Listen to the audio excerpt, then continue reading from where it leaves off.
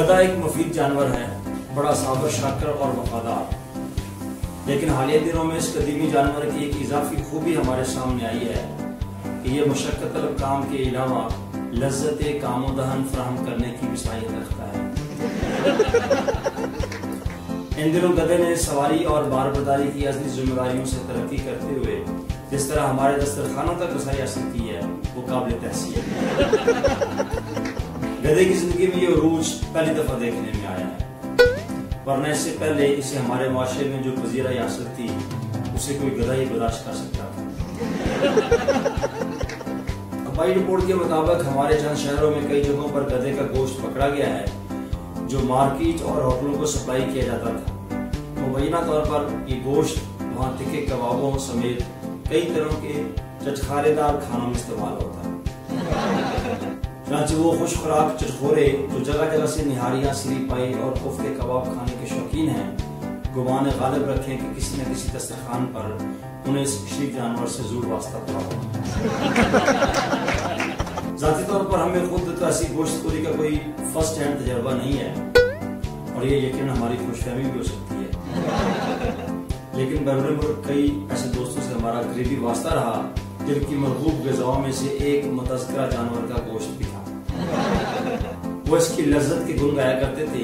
इन्होंने हमें इसके मुख्तलिफ हिस्सों के जायके और फायदे बताए।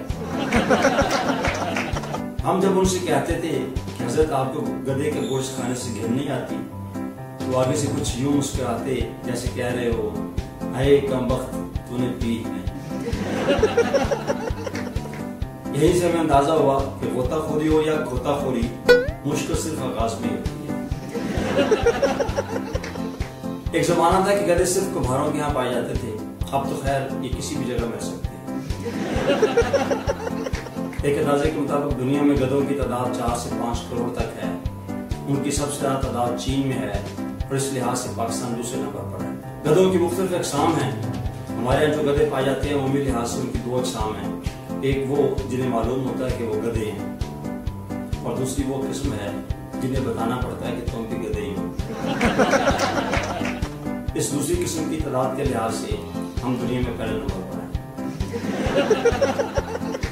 गधे सोच विचार के शौकीन भी होते हैं। अक्सर औकात आपने किसी गधे को सड़क किनारे सर में उड़ाए आलमे आबो गिर्द से बेखबर गहरे गौर खौज में मशगूल देखा होगा। हमारे लिए इनकी ये कैफियत हमेशा हैरत और इबरत का बायस ही रही। यानी इस कदर महवियत और इस्तगराक और ज्ञान ध्यान के बाद भी आप गधे ही रहें तो ऐसी मशक से किनारा ही भरा। बारे गधों का जिक्र हो रहा है तो हमें अपने स्कूल के जमाने के क्लास फेलो बेहतरा याद आ रहे हैं। आप हुलियतन खसलतन कुलियतन गधे बात हुए थे। मसरूफ का असली नाम तो बखुदा हमें तब मालूम था, नाम याद है, बस उन्हें हमेशा इसी जानवर के नाम से लिखा और पुकारा गया जिसका तज़किरा आज यहाँ हो रहा है। घर से लेकर स्कूल तक हर जगह यही निकनेम उनकी असली पहचान थी। यहाँ तक कि जब भी किसी ने उनको असली नाम से पुकारा उसे मायूसी हुई कि वो सुनकर भी देते। इस जानवर की जुमला खूबियों और खसाइस बदरजा कमाल आप में मौजूद थी। ऐसी आला गधाई औसाफ तो शायद किसी एक गधे में भी मुश्तमिल ना हो।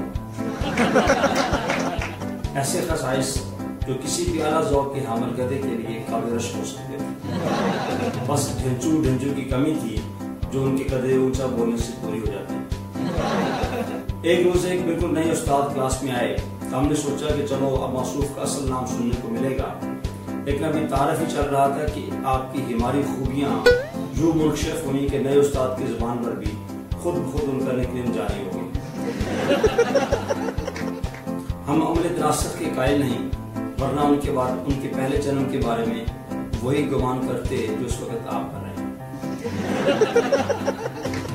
गधे के बेपनाह साहित्य के मालिक होते हैं, लेकिन शायद उनकी साहित्यों से मुकम्मल फायदा नहीं उठाया जाता, बल्कि कई दफा हमने उन्हें बीच चौराहे में खड़े पूरे जोम के साथ भरपूर एहतजाज करते पाया, जैसे कह रहे हों कि उनकी सलाहियतों से कमाल का वो इस्तेफादा नहीं किया जा रहा।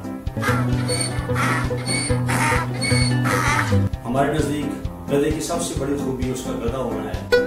अक्सर गधे बिल्कुल ही गधे होते हैं। हमने गधों से बढ़कर इसमें बाबू सलमा किसी को नहीं पाया।